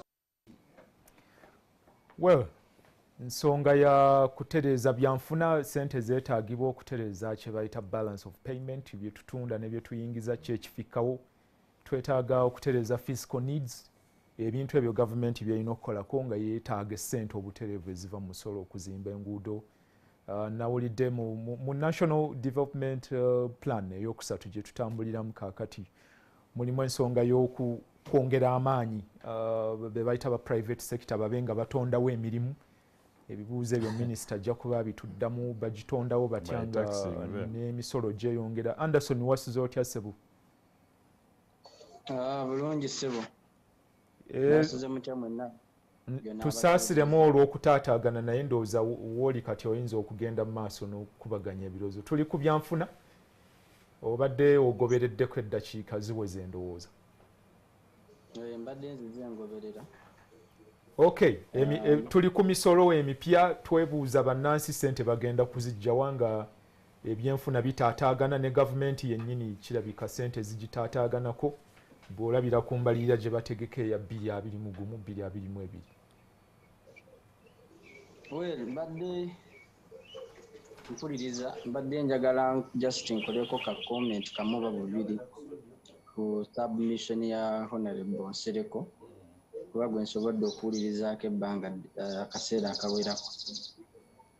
Kyesaagala kukkiriziganya ne Honorable mukwano gwange kyekyo. Hello? Kwoli? Kyekyokulowooza nti nno gavumenti okuteeka omusolo ku bantu oba ku bintu kive. Oba okulowooza nti nno bwe kiba kikolebwa mu mutima mukyamu. Ekisookera ddala singa ogamba nti onationalizinge buli kimu osobole okukola ssente odiprivinga aba citizens bangi abali mu byenfuna. Ekyokulabirako nti singa olwaleero gavumenti egamba nti tax industry oba transport industry yonna tugenda ginationalizinga, kitegeeza tax owner abadde agifunako agikolamu abadde akola ki bonna bagenda kubeera out of business olw'ensonga nti kaakati the whole business is nationalized, the sole proprietor is government. Nti amagoba ebivaamu byonna zibeera proceeds gwe naawe byofunako guba musaala oba allowance oba ki. Ekintu kye ndowooza nti kiba si kirungi. Ebintu ebisinga tugeze kati ng'ebyenfuna mubadde mwogera ku fish malls. Fish malls for the first time tetugenda otandika ozifunako. Naye fish malls bw'oba otuzitunuulidde n'ogamba nti no tutandike nga bw'abadde agamba tukole kampani eri national. Abantu bangi sinabachina bokka nti be basuubula oba be ba exportinga fish malls. Si kituufu, mulimu abaddugavu kampani zino ezisinga ezimu wadde zirimu ba shareholders nga baddugavu. Kati kitegeeza bw'ogamba nti ogenda ku shareholdinga or rather ogenda ku scrapping olina gifuule national ogambe nti nno nze ngenda okusetinga price kasita ojja competition mu katale ojja abantu bangi mu katale. Kyova olaba ebbanga ddene ba middlemen balemeseddwa okugibwa mu katale olw'ensonga nti they create, they are part of the chain. So ekyokugamba nti tubeere ku selfish side, everything has a good and bad side. That is for a fact.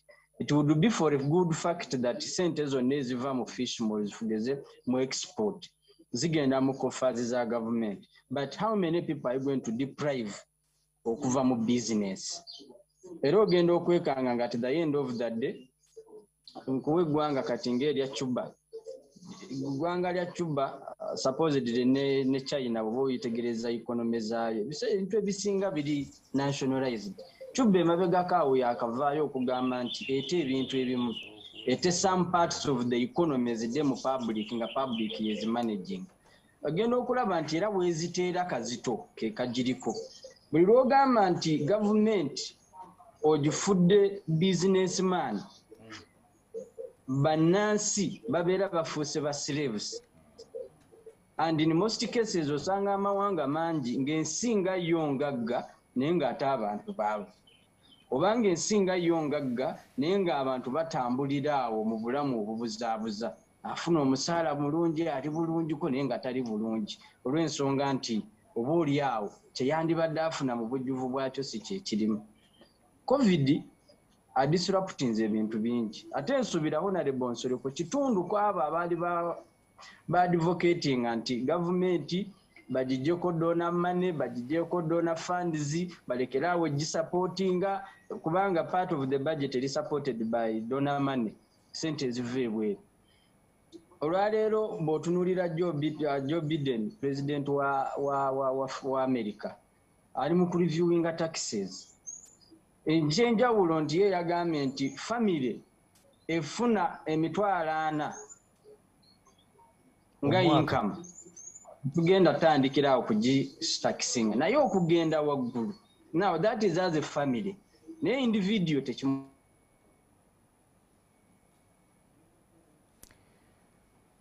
Anderson alabika network every sector. So everywhere globally abantu bali mu reviewing taxes olw'ensonga nti economy zonna globally vantage ziraga ensi yonna zidependinga ku local consumption zidependinga ku local production ezitagiina ziri hit ezibadde teziri prepared bulungi ziri hit. Kitegeeza ki nti tukkirize tugaane ebyetaago byaffe tebigenda kuggwaawo tebigenda kuyimirira services zetubadde twetaaga tezigenda kuyimirira. Honorable Nsolo tajja kugamba nti emyezi gyange 5 mu mwaka guno ngisasuspendinze temunsasula demand zize zigenda kusigalawo. Honorable Nsolo tagenda kukwata bukadde 3 oba 4 nga bwe nawulidde simanyi ntuufu ezandibadde ez'emmotoka agambe nti ezange okusinziira ku mbeera gye zitulimu tetugenda zitwala. Nange sigenda kugamba nti omusaala gwange akakadde kange ke bampa omwezi tebakampa but our needs remain constant. But how do we facilitate this? It must be of a burden. Kyetutakoze kiri ekintu kimu kwe kulaga Munnayuganda oba bannansi nti omusolo gukola ki. Tutandise tuleseewo ekibooziboozi overtime ekiboozi ekirowoozesa nti nno gavumenti oba eri awo beeyina wejja ssente ewalala oba gavumenti eprintinga buprintinzi ssente nti oba gavumenti yo nga yo eyina ekiswa mwejja ssente eza gavumenti kuba gavumenti yaffe Honorable Kyagambye mbono gavumenti bweba tekola business eyina kunyunyuuta naye jjukira gavumenti ate bwekola business gwe osigala oli slave. Bino bye twewaana mbu tuli ba entrepreneurs simanyi tuli ba biki kubanga toyina monopoly bagitutte galo nina monopoly a gavumenti gy'oyogerera ne gy'oweereza ekola bizinensi y'airline si kyo bizinensi yaki ya airline y'ennyonyi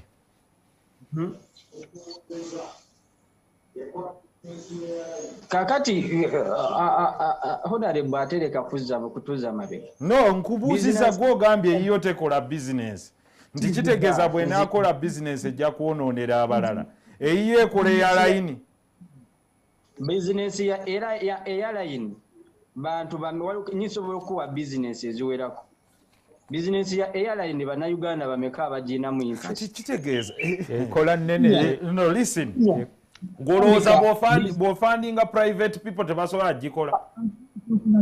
Let me give you an example. Kenya eno gavumenti yammwe ekola weesobola kubbira ze bizinensi zeekola onombuuza nga nze soogera nze nina mugaso kiwa yogera netwaka yereme kutaataagana bandozi banaatera okusalako yogera Anderson genda mu maaso yafuna challenges mu airlines batandika project gye bayita Mawingu. Project ya Mawingu yali yakugamba nti no bannansi participating bagule shares mu company bakole ki, of which they thought that was the reason, there was a remedy for the airline to come back. Naye waayitawo ebbanga ttono ng'ensi neefuna challenges. So kitegeeza nti at the end of the day business government ne bweneekola Uganda Airlines n'egizza mu gundi mu saturation nga bwe badde teriimu. At the end of the day waliwo ka point akatono Honorable Nsuliko kasobola okukola oba kakugula jeke oba kakugula ambulance naye nga wadde tasobola kugula ki, tasobola kugula nnyo nyina kugiteeka kugifunira route nakye nabyo ne byetaagisa naye nga Honorable Nsuliko bamugamba gula jeke y'ennyonyi ajja kugigula. Banamugamba Honorable Nsuliko tusonda sente za breakdown y'ennyonyi ajja kusobola okuzigula okugisonda.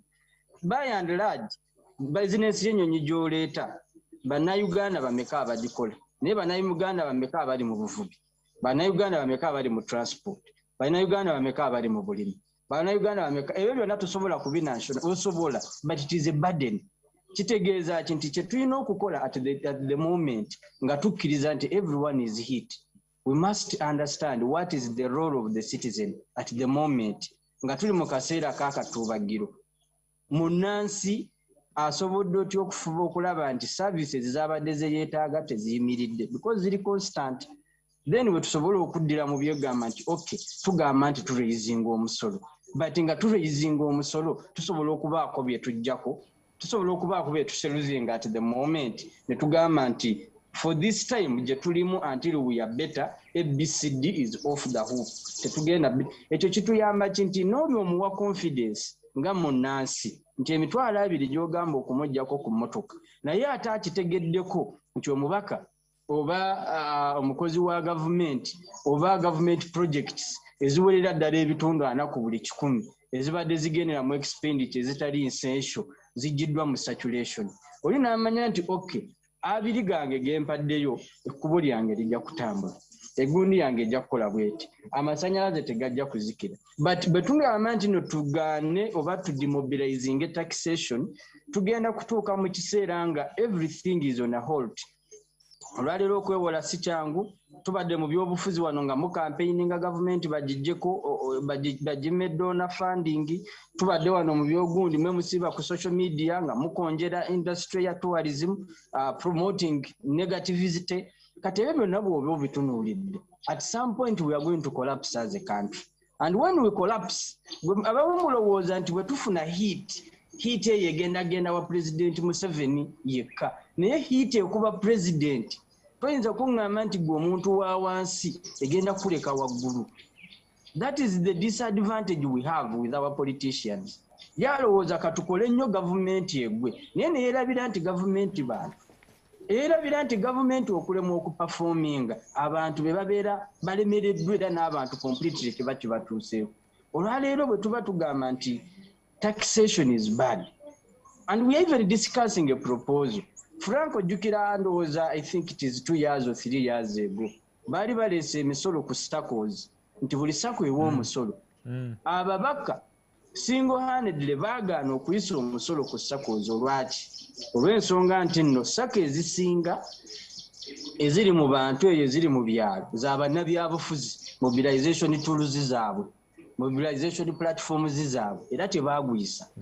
Bw'obanga waliwo oguze nga teguli mu mutima mulungi, nga waliwo omusolo oguze nga teguli satisfying, I think ekintu kino bw'oba okidiscussinze broadly ojja kwekanga nga kifunye backdrop nga tekikkirizibwa na kujja mu saturation.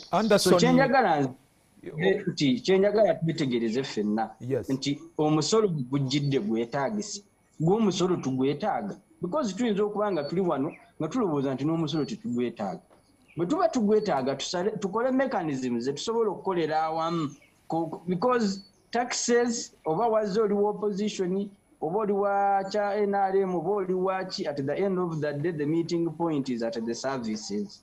It is not in the politics, it is at the services. Ekibuuzo ekiriwo ekinene Anderson ng'omaliriza ku nsonga eyo ne tukomewoko mu studio omusolo si mubi kuba buvunaanyizibwa bwaffe nga bannansi citizen oteekwa okwo naye ekibuuzo guli fair omusolo guno really is it fair kuba yemu ku nnono z'omusolo principle guteekwa okuba nga guli fair but where we are now wawulidde omubaka Nsereka agamba gulina okubeera certain you know twakava mu covid ne minisita omuwulidde agamba ebyenfuna si birungi then you impose more taxes is it a fair path wadde gavumenti eba eyagala ssente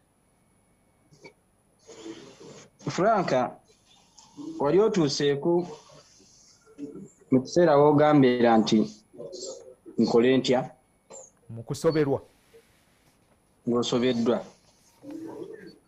ffenna bwe tuba nga tukkiriza nti tusobeddwa kubanga covid takubye gwe wekka Frank era takubye Honorable Nsereko yekka era takubye gavumenti yekka bw'otunuulira export ratios zaffe nga bwe zibadde zideclines bw'otunuulira consumption ey'ebintu byonna mu ggwanga bideclines twatuuka waneeno nga n'amatooke tetulina wagateeka income y'eggwanga nga yo bw'oba ogitunuulidde tuli ffenna mu state eyo gye tugambirwa nti tukole tutya bw'oba ogamba nti covid enyigiriza buli kimu kitegeeza nti tulina kukolera within the means percentage ennene bwe babadde eva mu donor funding eya budget ne mu donations ezitaliiwo at the moment because n'ababadde bazikuwa nabo bali mu kwekwanaakwanya ewaabwe bw'onoogenda n'okolako ku research nkugambye nti everywhere everyone is reviewing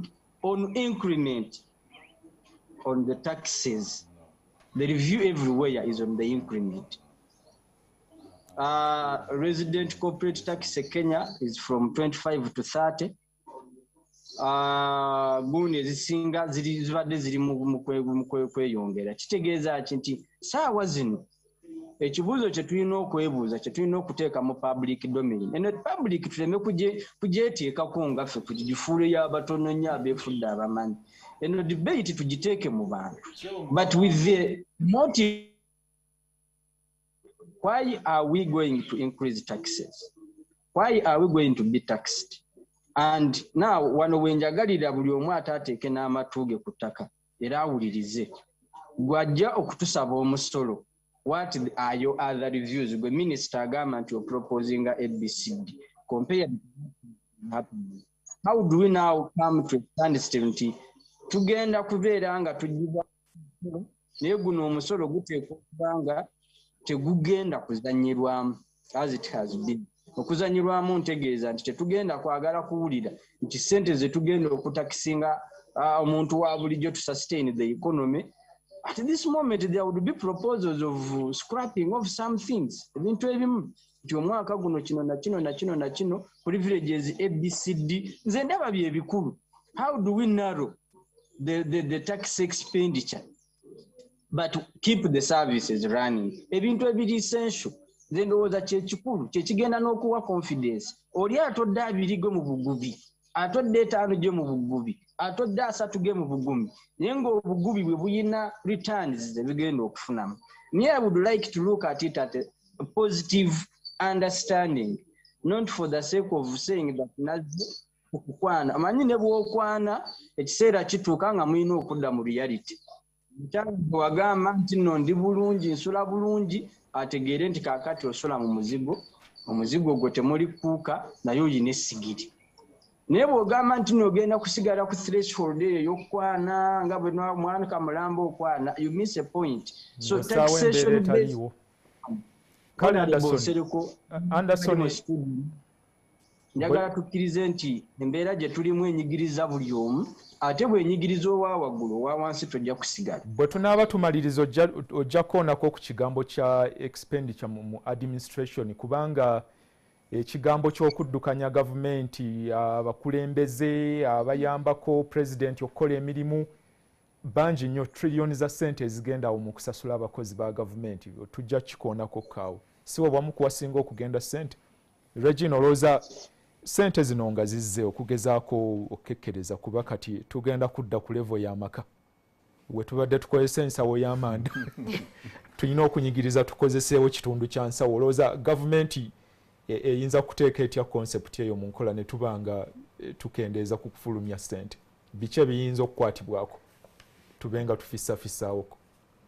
nga bw'ogambye kati tuli concept y'amaka, kalina okulaba mikazi olinawo taxes ne mu tax revenue ideally n'ogamba kati kino kyengenda okukola ki okuspendingako. That means olina okuddayo tunuulira ku budget yo. Bw'oba obadde olya nkoko buli Sunday, maybe after 2 weeks, ne budget bw'erina okukola mu Uganda nti prioritize, look at the different sectors. Sente tuzitaddewa wawe tukendeeza kyebadde ogamba administration. Sectors siyo tusobola oteekamu ssente ne zikola ki ne zizaala nti you can create forward ne backward leakages ng'otaddemu ki ssente. Abantu bafunye batya emirimu?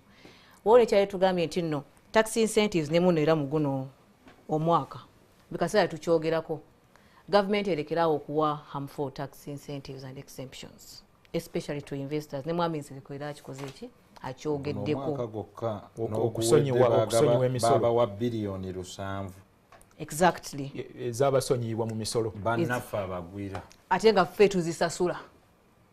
Gavumenti egamba tujja basasulira naye jjukira eteeka ekwata mu ssente erekawo ekinnya nejjayo ezoono nejjuza wali nefuuka tax expenditure ne bagipaasinga muki mu parliament. That is so unfair. N'ogamba nti investors ze n'agamba committees oteekawo ki 1,000 jobs, n'ogamba uko bagitadde oba tagituusiza. What is the quality of those jobs? When we compare what we are gaining and what we are losing, mizaani ebalancing. Government etuwangayo report kugamba nti tufunamu oba tukola ki to missing out. Etugamba nti now we have to think bigger. Issues za taxation si Uganda yokka, East African region. How do we harmonize? Kenya bwegamba nti VAT eri ku 15%, Uganda 18%, you know, even other things. What are the challenges over time? Smuggling, you know, issues of illicit financial frauds that twogerako every now and then. Ate nga tugamba nti ezo avenues tusobola oziclosinga ne tufunamu ssente. Tugambye ku digital economy, you know, people using services online. Ne companies zino ezijja mu Uganda, government yote ezijjaako omusolo oguli adequate. Ennaku zino batunda ne data waffe nno ezizza mu Uganda zino zi Facebook eziri online batunda data waffe. Naye ate kati gwe government ejja negamba nti gwe the user you pay. Osobola okwaccessinga bali. Exactly. Ate nga bo bafunamu ssente omuwira Amazon the debate nga bwe bafuna ssente nnyingi nnyo ne ziddayo ewaabwe to develop their countries. Kati gwe you're developing your country naye ssente zaabwe ziwa.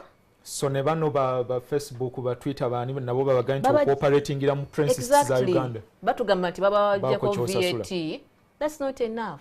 Basasule ku some profit. Kati tulina okunegotiatinga. Government erina okulaba nti they strengthen the capacity of the negotiator. Yabadde Australia eyakoze ekintu ekyo ne Facebook netandika okubasolooza ayagala okusoma amawulire gaffe sasula kuba namwe mwagala tusasule. You know? Exactly. Naye ffe waki tugamba kye tutakakasira nti buli omu asasula omusolo naye nga guli ki? Guli fair. Twogambye nti enkya tulinayo final investment decision. Twagirindira tuli excited. Ndi abagamba nti we are expected to get $15 to $20 billion in investment. Besides the excitement, local content. Alichi. Tukyafeerinze n'okupassinga the bill, you know, Museveni yagikomyawo ekyali mu parliament. Kati tugamba nti abanafuna emirimu gye tusanyukidde. Bano bebeera bikaseera tukyogerako buli omu in the public domain. Tufunyeemu tutya abantu okufuna emirimu egyo.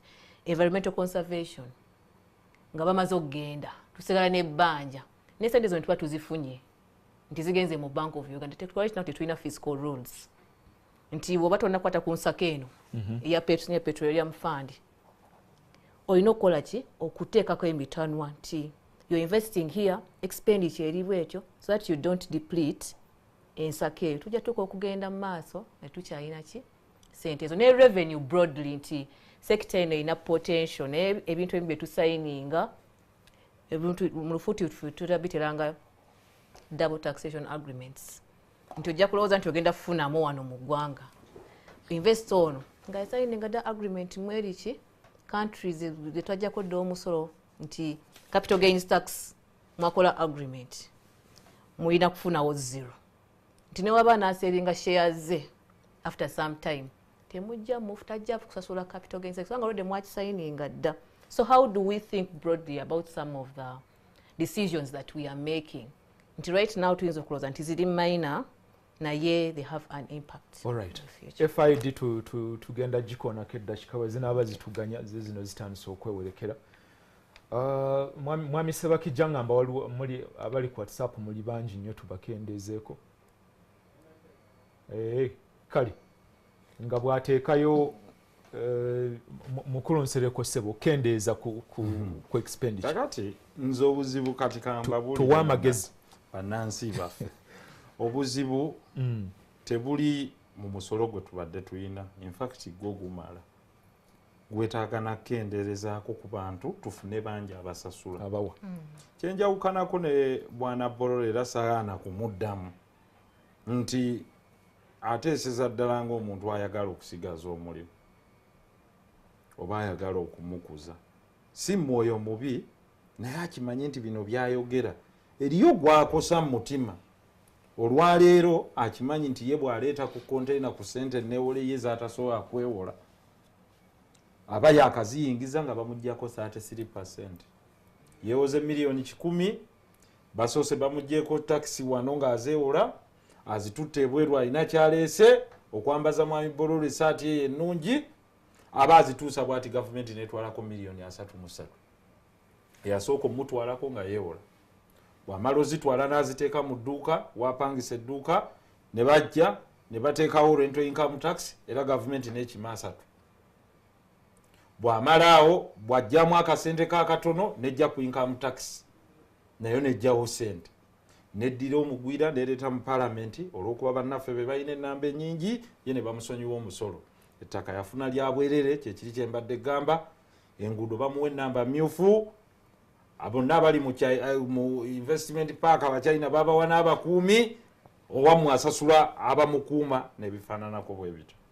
Bino ebintu bye tugaba mu nsi eno tewali abigaba walala era teryayinza biwa mu nnansi yo. Gavumenti eno terowooza nti ffe bannayuganda tetutegeera nti ebyo bintu tetusobola bikola. Maybe it is will to attract investment. Attract what? Investment. Kati kankuwe ekyokulabirako ekimu. Bw'oba oyagala okwatractinga mukwano gwa jeewuwo omuwa mukyalawo n'amwebakako.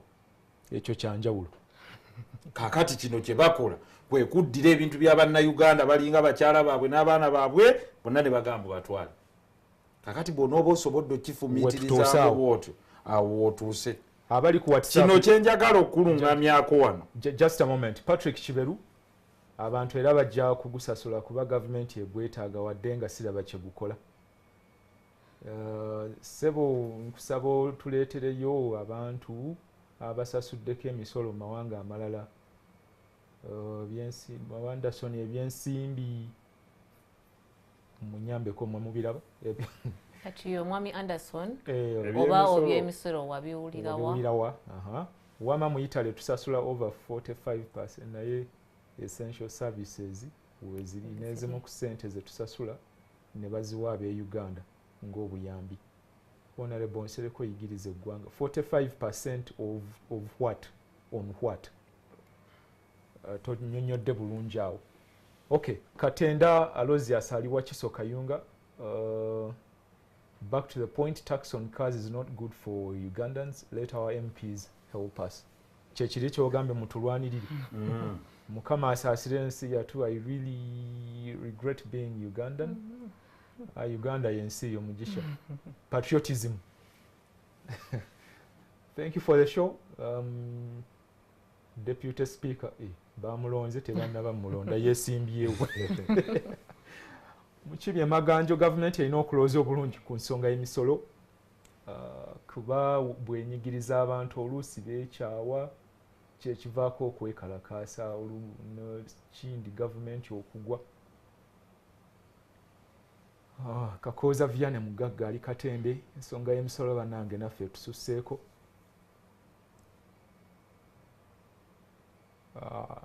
Father John Paul yebaziza Nsereko naddala ku nsonga ya cargo planes. Uganda ekoze kinene okutebenkeza amawanga agatwetoolodde, naye mawanga ago tutundayo ki?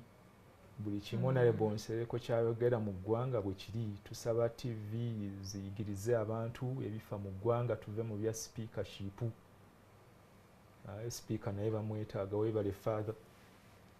Ngamba okw'omusolo tekyandibadde kibi eri abo abagusobola, naye ekizibu tetulaba wa musolo gwe batujjako gye gugenda. Derek ali Fort Poto, weebale okunyikira okuteesa. Omanyi we basolooza ebiddako tobiinaako buyinza basalawo. Bwetyo principle ya taxation bw'erigwa obuvunaanyizibwa bwo kuwa. William Baguma nsaba abanzijukizeemu ku musolo gw'emmotoka bwe baali babaga etteeka erijjako omusolo guno bagutwala ne bagussa ku mafuta. Kati bwe bakomezzaawo omusolo ogwa bannannyini omusolo ku mafuta banaagugjawo oba beebyerabidde. Ekyo mwami Nsereko ajja kibajjukiza mu parliament mu plenary endowooza. Mukulu Nsereko nzikiriziganya naye gino emisolo gye tuyita mpaawo atali kaaba nga bwe wagambye, era tetunnaba kukaaba nnyo. Kyova olaba omusolo tusasula naye teri kinene kye tutuukako. Apple ekyebando, Faza D&Z Saloon enajjeera, mwebale kusala nviiri. Misolo si mibi kuba gikulaakulanya eggwanga, naye gye tuwa bulijjo tufunyeemu ki? Enajjeera bajja kukolawo oluguudo ndulaba lubi mu babanja. Ezo naddeewole. Tulina kukwataganira wamu ne gavumenti ne tubbulula eggwanga lyaffe kisoboka. Totuteereddeeko linnya. Patrick Kiberu, abantu era bajja kugusasula awozeemu n'aweereza. Bw'anaabaayo eddakiika bannaye tunaayongerako, naye baŋŋamba ebirowoozo bingi. Tubadde twogera ku ngeri y'okufunza expenditure tube nga tufiisa ng'ogamba ssente zimala. No, ssente abannansi ze bawa zandibadde tulwana nnyo zisigale wano, era wandirabye omusolo gwo. Mukwata bajeti ey'enguudo ne mukwata 9 ku buli 10 ku ssente ezo ne muziwa kampuni ngwira contract. Era bw'ogenda mu Yunura ogenda ne weekanga nga buli kampuni eyakozaawo ngwira. Ezimba ekisaawe ky'ennyonyi ngwira, ezimba amakolero ga gavumenti ngwira, ezimba eri mafuta zonna ngwira, n'ebintu ebifaanana. Bwe twaleeta etteeka nti ebintu ebimu ebyenkizo bisigalire bannansi, pulezidenti yagaana. Oyo yayagaliza ennyo bannansi, yagaana mugenda kungobera abantu bange bamusiga nsimbi abajja wano. Olw'okuba bo bajja kusiga nsimbi ki? Tugamba ku contract ezigabibwa zibeereko ekitundu eky'abannansi nti bannaye njala mbabuulire ekintu kye twolekedde mu ggwanga lino luyinga lwoya lwa mu nnyindo. Buli omu ate buli omu agenda gabana ku bukaawo. Nasanze ababooda eggulo wali ebugoloobi we bajjiiridde nga bawulaajana kafyu. Nembaga nayogera ku kafyu mu kiseera kya COVID ne museka busesi, buli omu ne yeekweka wansi w'ekitanda. Kaakati omukulu agamba tusuubira nnyo ssente zijja kuva mu bulambuzi. Waliwo omukulu omwampa budde naŋŋamba nti Nsereko, bino ebyobulambuzi bannaffe be boogerako, omulambuzi ajja SN Brussels nemusuula ku kisaawe essaawa 5 nga tewali mmotoka ejja mmujja ku kisaawe kumutwala kubanga kafyu yalumye dda. Otegedde? Era n'aba nga avuga ava Queen Elizabeth ayina gy'alaga ne bamukwatira mu kiseera kya kafyu. Kati kiyamba ani?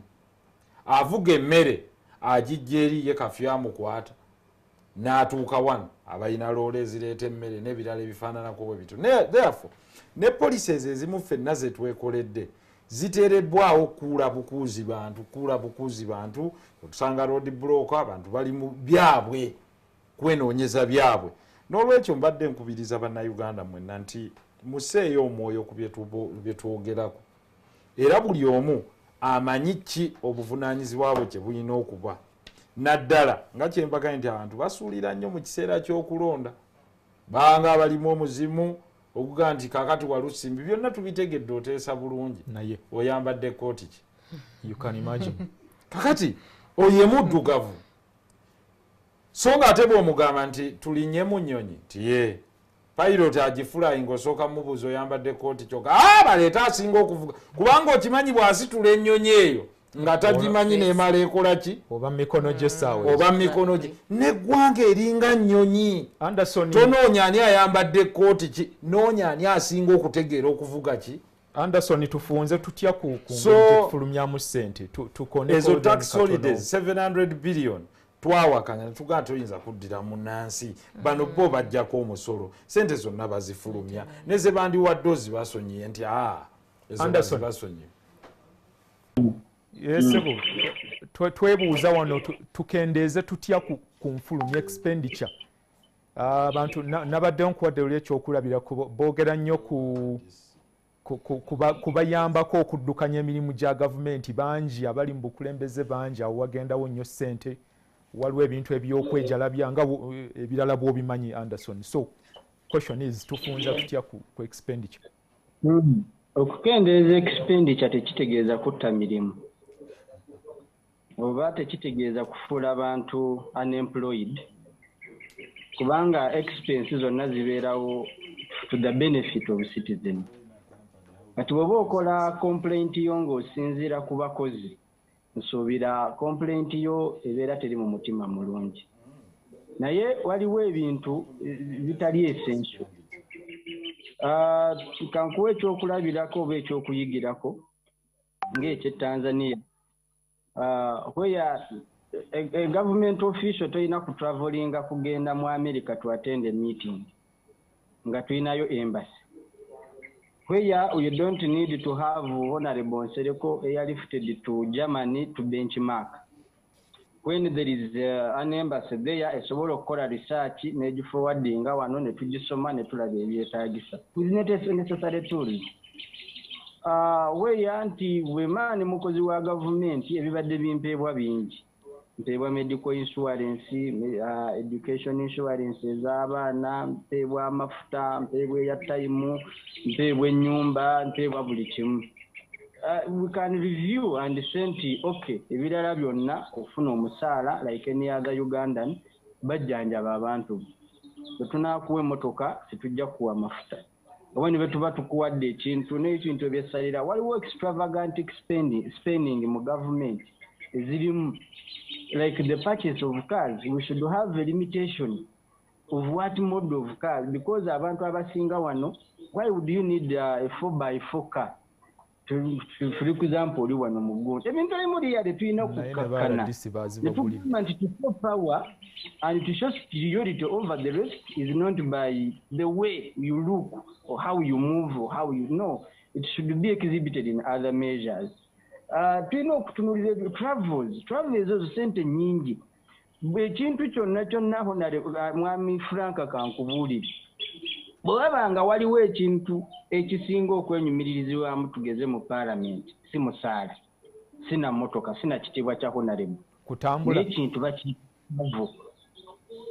bakiyita travel singa ojjamu ekintu ekyo mu gavumenti yonna si mu paalamenti yonna all ministries nojjamu ekintu kye bayita travel you can have like 10 roads built in a day so kitegeeza nti when you sit down to break down how should we spend bwe bagamba bareviewinga nga tuze mu covid Franka kati kankikubulire lino nga tugenze mu covid government saved about 5 trillion from unnecessary expenditures about 5 trillion bebaddamu ne bareviewinga budget tujje mu kino tujje mu semina tujje mu gino emikolo tujje mu allowance tujje mu gundi tewali tubadde mu covid omwaka mulamba teri traveling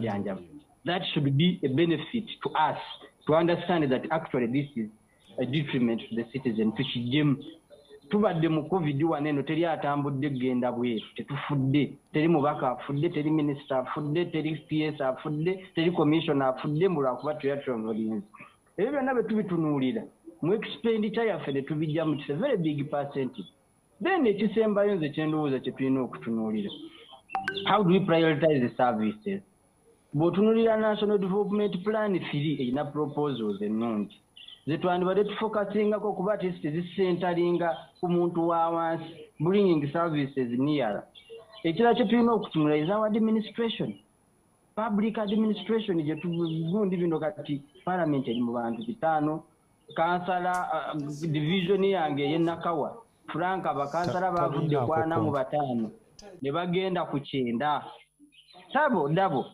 from 45 to 90. Kitegeeza nti we need to review the law. Quota y'abantu raising from 6,000 to about 20,000, and you cut the costs, you cut the allowances, you cut the expenditures. Ebintu bingi bye tulina okutunuulira naye kati bwe tuba tugamba nti nno tuzibikire nga tetutereeza ng'oyera ogenda mu maaso naye tufaayo okulaba gyenva oyo watukudde bate watukudde. Ndozo ebyo byonna ne bwe tunaawa emisolo egyenkana ki nga tetulivyuwinza engeri gye tuspendingamu, we shall be doing nothing. Actually tujja kuba tunyigiriza abantu mu byabwerere bitalina mutwe n'amagulu. Anderson webale nnyo ekiroozi kiri independent. Si kya gavumenti awakye kuba kati ffenna twetaddeko omulimu ogw'okuwa amagezi including n'abakola mu gavumenti. Mbadde simanyi nti mutambula nnyo musaasaanya sente mmeka? I think last year we twali mu COVID we did not, but 500 people I think tusaasaanya about 11 billion. Obuwumbi 11 kulinnya nnyonyi allowance. Not per se, kubanga ne bw'ojjamu zonna n'ozigabanya kitegeeza si nti buli omu atambula. Eriyo abatambula ennyo more than the others? Well, yes, it is possible. Eriyo abatambula ennyo more than others. Naye nandisanyuse nnyo nga Anderson Bolore agambye nti biliyoni 600 ze tuwa pulezidenti obbalabirira. Mu State House? Obuwumbi 600 bwe tuwa pulezidenti obbalabirira tebugasa, kubanga ate bw'otunulira Prime Minister wa Netherlands takozesa zisukka kawumbi kamu mu financial ka Uganda. Yona akozesa 600. Bwe twabagamba bo bennyini nti temwongeza namba ya constituencies etali proportional, bagenda maaso ne bagyongeza. Ne mbaga nti abakadde beetaaga mukiise wa abakadde oba beetaaga services. Ne baleeta 5 ne bongerako counties endala okwongera enamba yaabwe. Wano waliwo just bakola batya omusolo gwammwe gwonna gwe muwa ne budget gye tukola erwana nnyo kusibira muntu mu bukulembeze so si kulaakulanya muntu wa wansi. Okay. So ebyo mwami Bolore byayogera saa mugendako nnyo personal nti ekyo kyaga nti yes we can reduce expenditure. I agree with him entirely. Era ffe bye tubadde tubagamba mu parliament naye nga bannammwe gye mutuula nabo ekyankwanzi bo bagaana edda gye ekigendererwa kyabwe kwongeza era nga buli supplementary ejja sente zigenda wa president classified mutwongereko kitegeezezo temutunuulira biriyo era nga bwakwata alina donation budget esinga budget donation budget ndowooza alina obuwumbi 6 zagabako segundi osese bulungi kwatayo akawumbi kamu gwewakoze otya kigiraba oti bannaddiini mwazze gwekwata emmotoka gundi wakoze oti gwekwata kino naye mu byonna obwenkanya obuffe bwe tunoonya kintu kimu. Tugenda kumaliriza eno gye zifulumira nayo ekituli kinene. So nga ate abaziyingiza betwongera okukama nze nkugamba ekintu kimu nti ffenna tusobola okuba obulungi singa tutuula ne tugamba nti ffenna tusuubule. Gavumenti eno etandise okutegeera nti obusuubuzi buzibu bwekoleddewo loosi nga yakatandika ennyonyi. State carriers zonna zikoze anti kati ye ekitegeddemu nnyo kati guno omusolo gwe babakimako ennyonyi baazova pricinga buli kimu baakikola nga bwe baagadde kakati bino byonna ebigenderamu bwe buzibu bwe mulina okwebinika. Tulabeyo abantu bana mwami Sebakijje tuleme kubatimawa. Abdu Bravade Zana ngamba gavumenti we beegamba omusolo eguleeserwa mbeera y'eggwanga kuba nga terina ssente etubuulira erikomawa okutukama. Osaana kuba mukulembeze w'eggwanga agamba omubaka Nsereko. Emisolo emingi gitiisa abantu okukola bizinensi munaaba Juma webale. Thank you. Programu egudde abantu amaaso eno kaali mukono batulabire mu mukono awo. Alisada hayawani tumidde Nsereko problem gye tulina nti teri bali mu gavumenti teri asasuddeko taxes mu nsi ezayabeera nga refugees kale tebamanyi how taxing policies thought out. owandiise bingi naye ate obudde bugenze. Abdallah ozeemu oweereza bingi.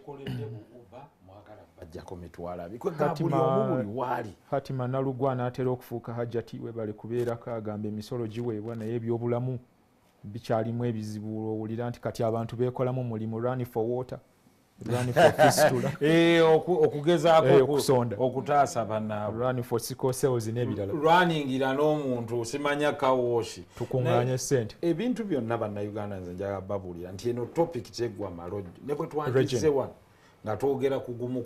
Tujja kukomawo ku byenfuna. Regina mu ddakiika ng'emu Siatini kati kyekiddako. Budget process ewedde tennaba kuggwa.